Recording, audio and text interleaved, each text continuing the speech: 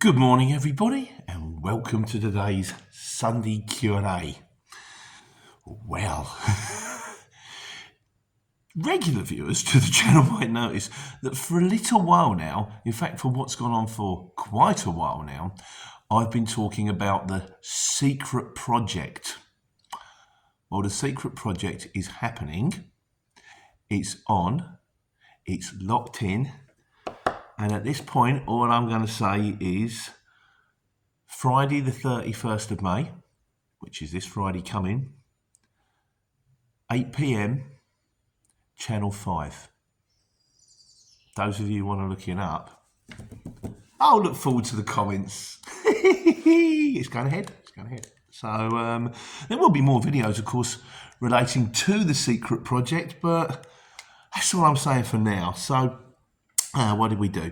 This week's main video was on when the shipper wants you to download their app, which means you got to do it on the CX, and they go, and it's in the terms and conditions. It's like, if you take this job, our drivers, you also have to download our app and click every sense of the way. But then you ring them up and they go, no, it's very easy. It's very straightforward. Just go to the Play Store and download it. So you go to the Play Store, you can't find it. Then you ring them back. Then they send you a link. Then you do download it.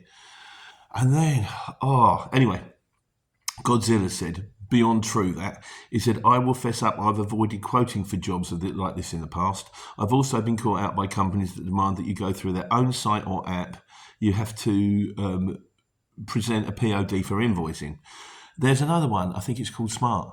And a couple of firms I know use it, and it's a bit like you have to upload all of the invoices onto Smart, and if you don't, we won't pay you. And if you don't, in fairness, once you get used to it, it's not a problem. And both of these firms are big firms, and I know them. But still, really? Can't I just do it through the CX? It's a CX job. You sent it me through on the CX. The invoice is there. But it is what it is. He said, I also find that places that demand they use their app will flood you with reminders. This is another annoyance, and I would do my invoice and my accounts on one day alone. So it's a bit like, okay, you've done the job, and you do the invoicing at the end of the week, and 3 times during the week, we haven't had the POD yet. We haven't had the invoice yet. It's like, I know. I do it on Saturdays. I did your job on Monday. It's, I'm not exactly. It's not late, is it? So Hong Kong Fu, he said, might be a stepping stone to migrate away from the CX. It's not like that. It's just extra work. It just ends up, I've done it with you've got to do the Amazon app, or you've got to do the GXO app. And you're going through and you go, okay, I'm here now, right? Okay, so I'll click on site on CX, on the GXO. Right, okay, I'm on site. Right, I've got to take a photo of the fact I'm on site. Right, I've got to show the goods, take a photo of the goods on the lorry I'm on site. Right, I've then got to take a photo of the goods when they're off. And that's not working. Why is that not working? Okay, I've done the steps out of order because it's 2 steps. No, it won't let me complete number 1 instead of going number 2. But it asked me to do it, but they said you can do it any order you like. And it's just tedious. It's just massively tedious. Other things that I've been looking out for recently, I've had ones where they've said, if we do not receive the PODs by the end of the week, we will take 10% off the price of the job. Instantly stop bidding for that.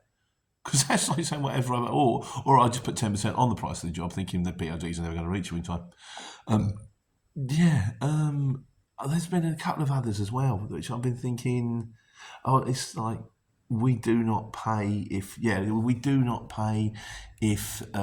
has been signed in the wrong box. Now, you've got to bear in mind, it's not just me, it's drivers I'm doing.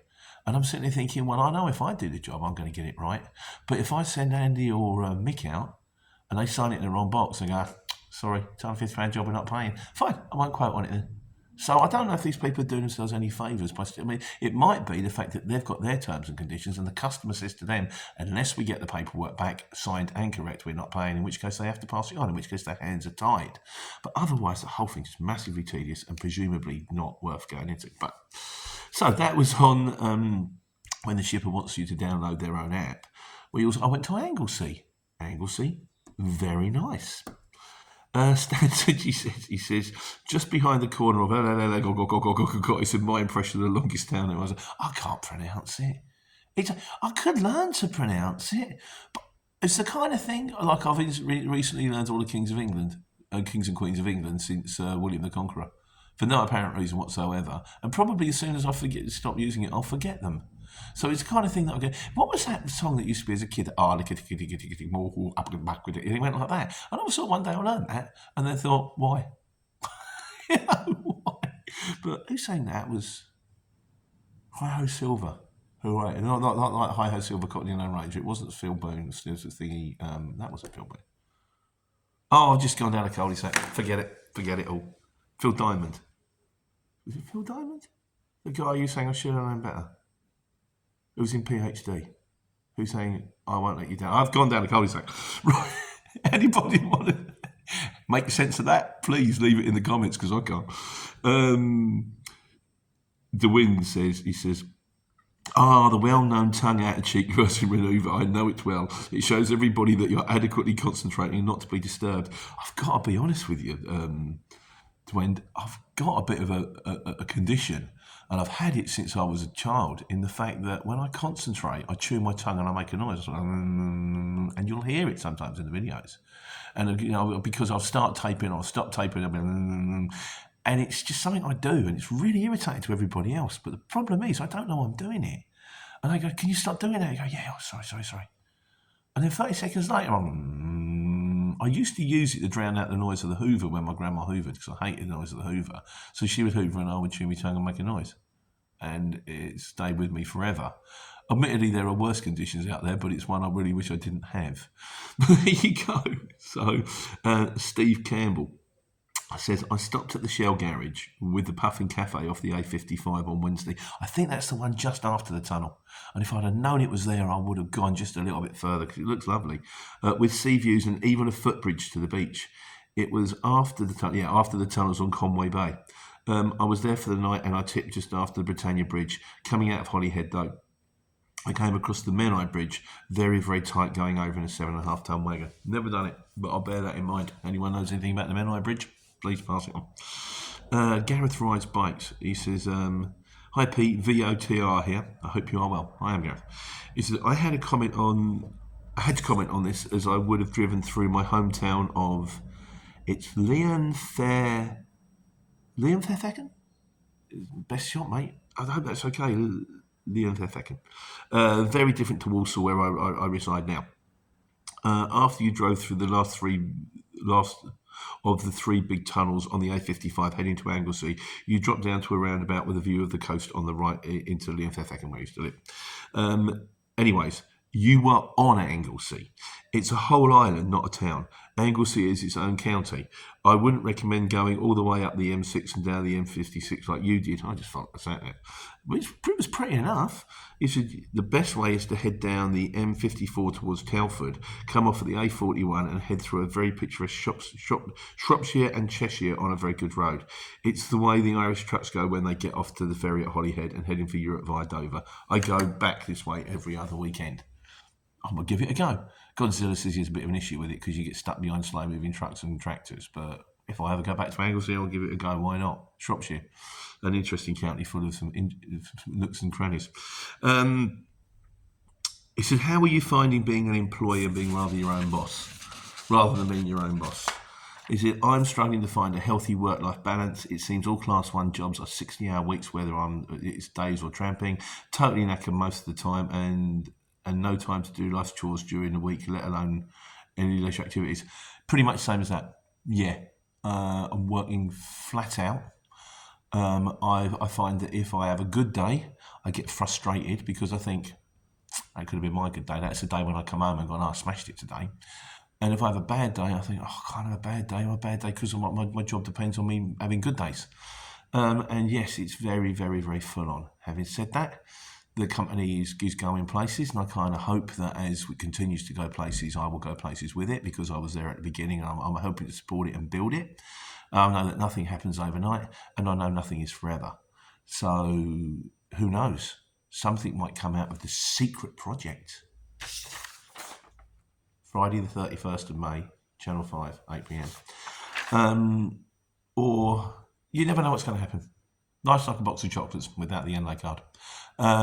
So you never know what's going to happen. But at the moment, it's tough. I don't know if it's tough.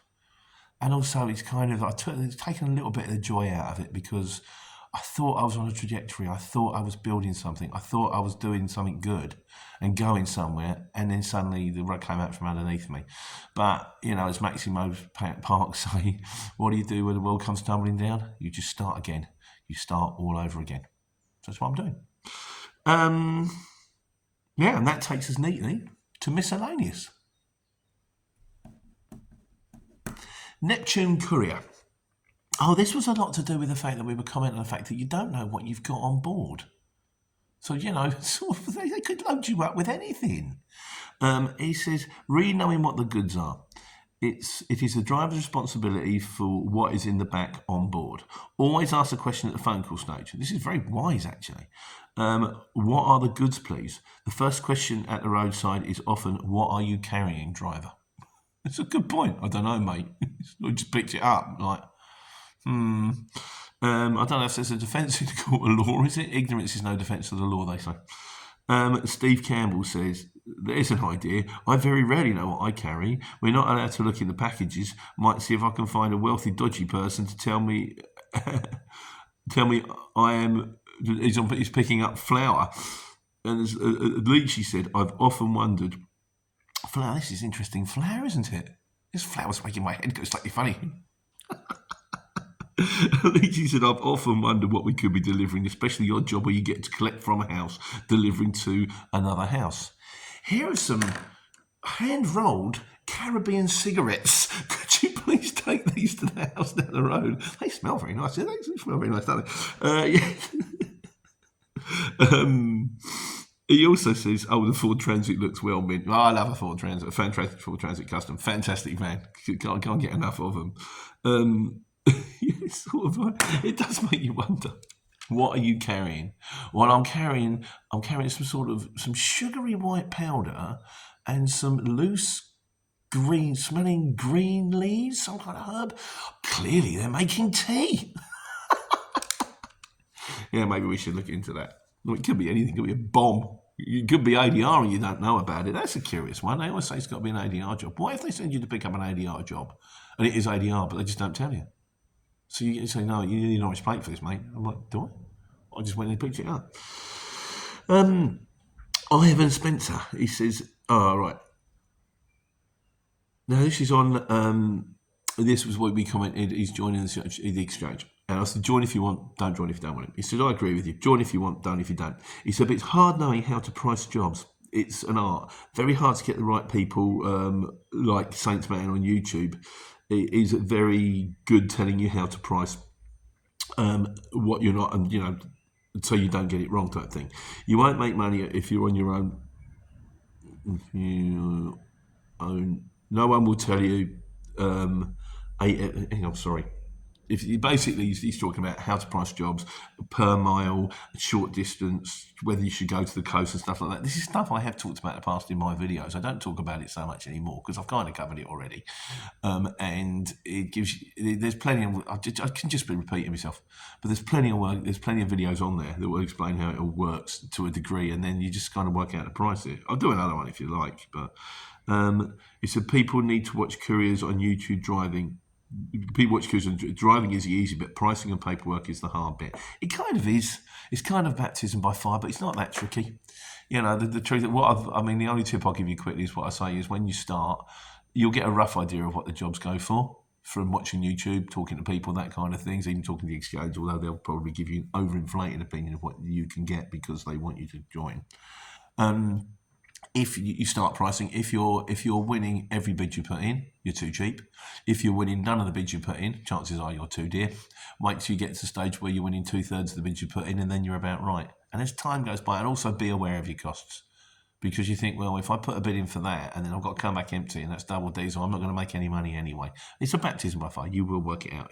It is doable. It must be doable, otherwise we wouldn't be doing it.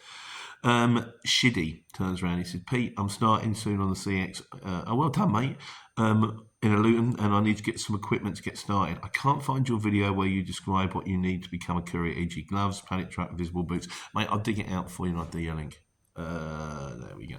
I'm not quite sure it is myself, but I will dig it out. Just please send it to the video. It was there.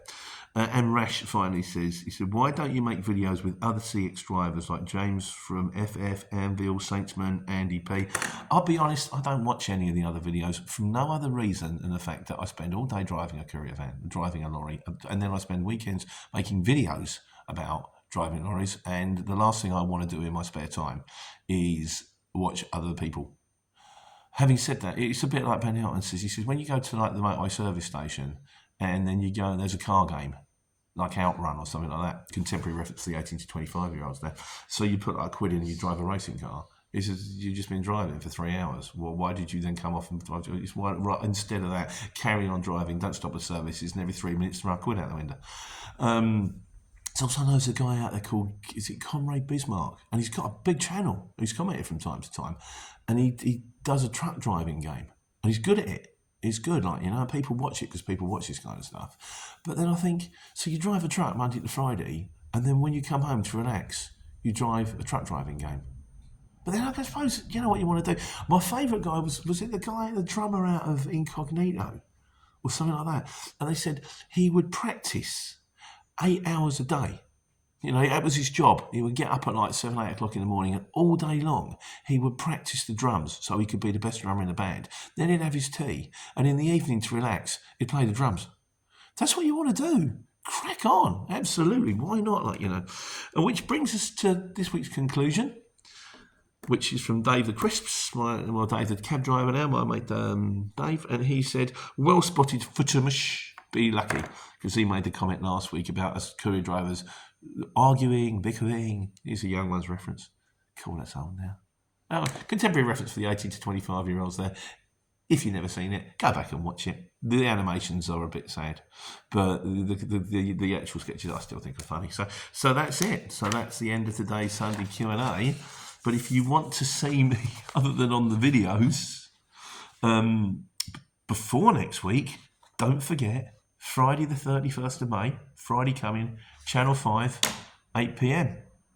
Secret Project. Take care. Take mine.